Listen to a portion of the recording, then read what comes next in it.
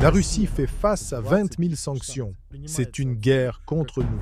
Une guerre économique, une guerre politique, une guerre informationnelle et une guerre sur le front. Plus il y aura de pression, plus il y aura de sanctions, plus nous serons forts. C'est vous qui avez inventé ces sanctions. L'Europe a déclenché cette guerre avec nous. Et nous en souffrons. Vous en souffrez. Je ne comprends pas. Angela Merkel a clairement déclaré que les accords de Minsk ont été conçus par l'Europe pour préparer l'Ukraine à la guerre. Ce que les leaders européens actuels font de l'Europe, c'est un chemin vers une guerre mondiale. Ils veulent la déclencher et ils ne s'arrêteront pas, car s'arrêter signifie perdre le pouvoir. Ils ne peuvent l'accepter. Bonsoir chers auditeurs, dans le cadre de nos rencontres à Moscou, j'ai le plaisir de recevoir aujourd'hui un député de la Douma que vous ne connaissez forcément pas, mais que moi j'ai l'honneur de recevoir. Donc je vais d'abord lui demander de se présenter. Добрый вечер. Bonjour. Pourriez-vous vous présenter à notre public français et nous dire qui vous êtes et ce que vous faites dans la vie? Je m'appelle Dmitri Goussev et je suis député à la Douma d'État. Je suis également premier vice-président de la fraction Russie Juste à la Douma d'État. C'est un parti de gauche, un parti socialiste.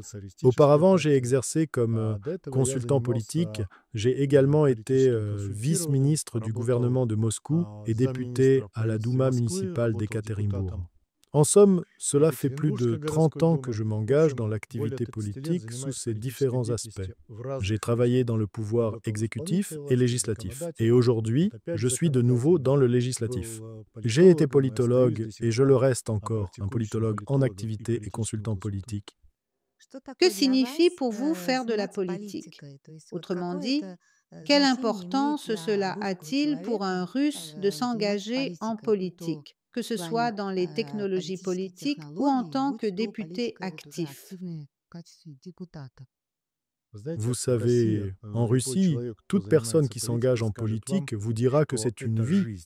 Ce n'est pas un métier, c'est une existence humaine. Il est impossible d'être député de 9 h à 18 h et ensuite de rentrer tranquillement se reposer. Cela n'existe pas en Russie. Le président actuel de la Douma d'État, Vyacheslav Volodine, dit même que les députés n'ont ni vacances ni jours fériés. Bien sûr, nous avons des congés. Mais ce que je veux dire, c'est qu'en Russie, l'approche de la politique est différente de celle de l'Occident. Un politicien ne peut pas être politicien, puis partir dans les affaires et ensuite revenir. Cette vision de la politique comme un simple travail, que j'ai souvent observé par exemple en Europe, n'est pas courante chez nous, ou très rarement. En général, ceux qui font de la politique en Russie le font sérieusement, pour longtemps et pour toute leur vie. Depuis qu'ils se lancent en politique, car chacun y entre à des moments différents. Moi, j'ai commencé tôt, à 23 ans. Certains arrivent plus tard.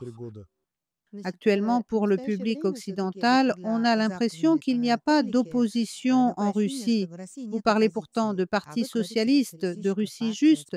Dites-nous, cette opposition existe-t-elle vraiment? Et si oui, en quoi se manifeste-t-elle? Car on a le sentiment qu'il y a tout de même un consensus entre vous tous. C'est vrai, ce que nous avons tous en commun, c'est le patriotisme. Plus la pression s'intensifie sur la Russie, et elle continuera de s'intensifier. Plus nous, en Russie, nous nous unissons, nous nous rallions autour de notre président.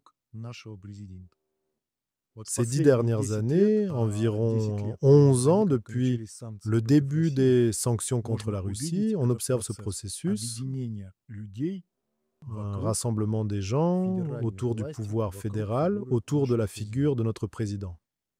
Nous, par exemple, bien que parti d'opposition, lors des élections présidentielles de mars dernier, n'avons pas présenté de candidat. Au contraire, nous faisions partie du groupe d'initiative qui a soutenu la candidature du président Poutine. Nous avons pris cette décision car nous estimions, et estimons encore, que c'était la seule démarche honnête et juste. Dans un contexte où une guerre est menée contre la Russie, Nous aurions pu renoncer aux élections, mais cela aurait été perçu comme une faiblesse, un aveu que nous pourrions ne pas l'emporter.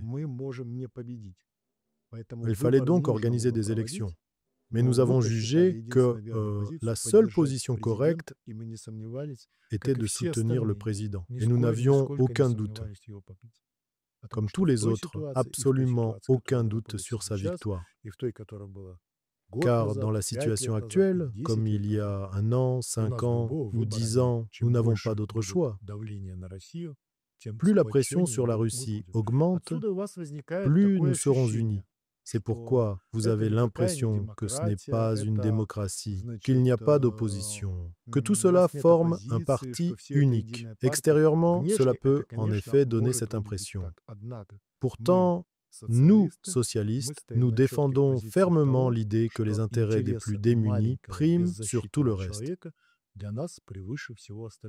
C'est sous cet angle que nous abordons tous les projets de loi, toutes les lois votées à la Douma d'État.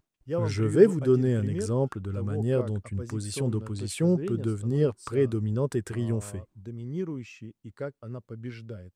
En Russie, il existait une injustice. Les pensions des retraités qui travaillent ne sont pas indexées. Autrement dit, si vous êtes retraité et que vous ne travaillez pas, votre pension est indexée chaque année en fonction de l'inflation, avec un supplément. Mais chez nous, si vous êtes retraité et que vous travaillez, cette indexation ne s'applique pas. Et pourquoi? C'était la loi. Nous avons proposé une loi pour indexer les pensions des retraités travailleurs à 8 reprises, 8 fois, jusqu'à ce que notre leader, Sergueï Mikhailovitch Mironov, porte cette idée au président. Et après cela, le président a dit, en effet, c'est juste. Et la Douma d'État a voté à l'unanimité pour cette mesure. Voilà les positions que nous défendons. Je peux vous donner un autre exemple. Une position fondamentale des socialistes du monde entier est que les impôts doivent varier selon les revenus, c'est-à-dire une échelle progressive de taxation. Plus vous gagnez, plus vous contribuez à la société. Nous y tenons fermement. L'an dernier, une telle loi a été adoptée à l'unanimité par toutes les factions de la Douma d'État. Mais c'était une de nos initiatives. Voilà comment cela fonctionne. Comme dans d'autres pays, chaque parti représente une classe, un groupe, une grande partie de la population et défend leurs intérêts. C'est cela la vie politique.